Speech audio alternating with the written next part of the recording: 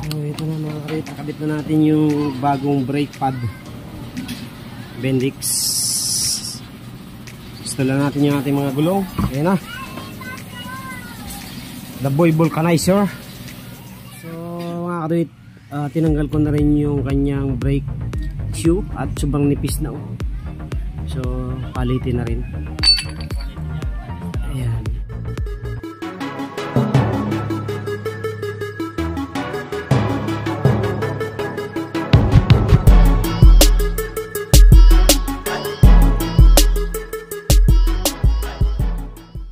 Yo, what's up mga kaduwit? Ayan, at tayo ay sa Honda Beat naman. Mag-change oil and then magiging boy vulcanizer tayo.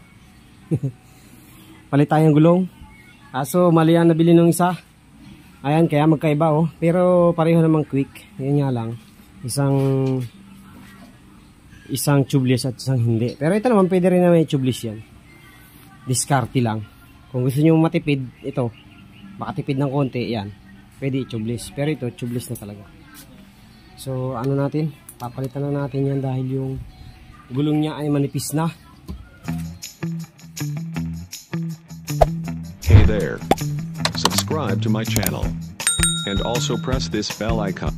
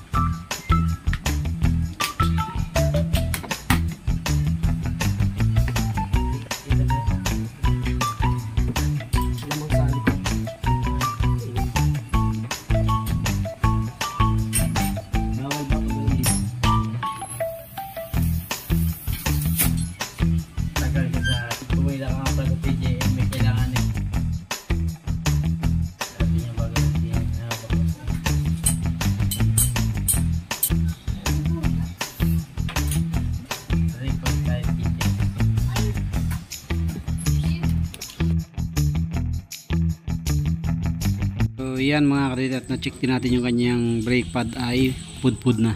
Natin papalit sa sa brake pad niya, Bendix, kasi wala tayong mga ordinary. So quality itong Bendix na to, magandang klase na to.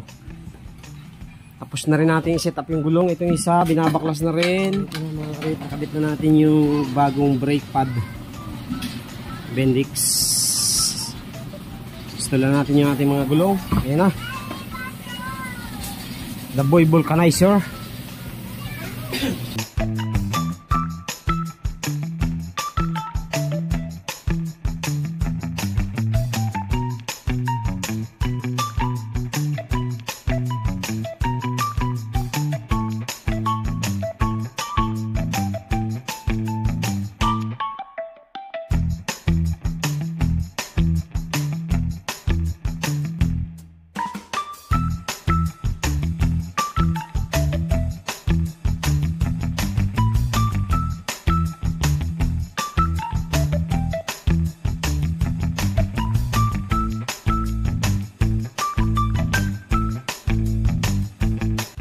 So mga karit, tinanggal ko na rin yung kanyang brake shoe at sobrang nipis na. So palitin na rin. Ayan.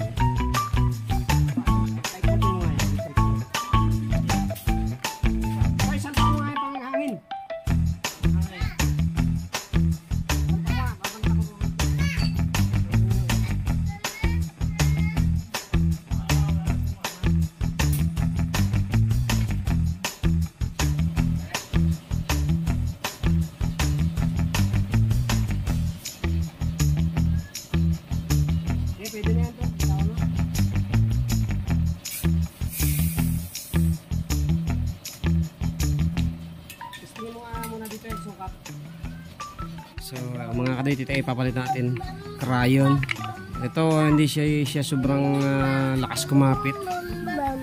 So Timex 125 front tsaka Honda Beat, pareho lang yan. Palitan na natin.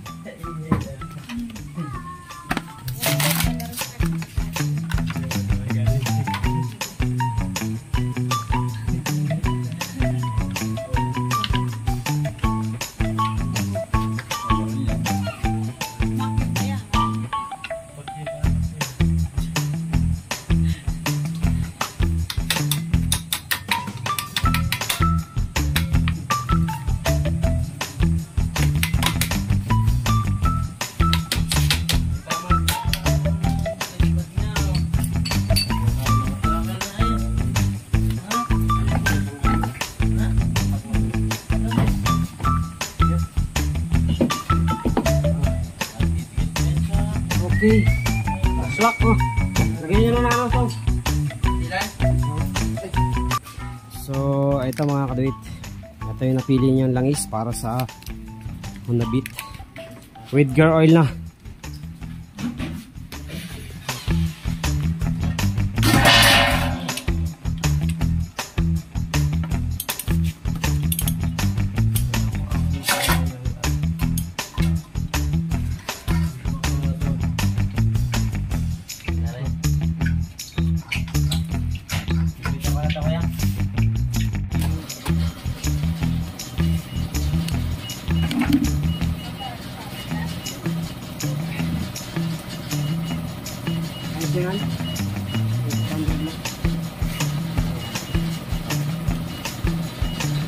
Ayos na higpit dun to.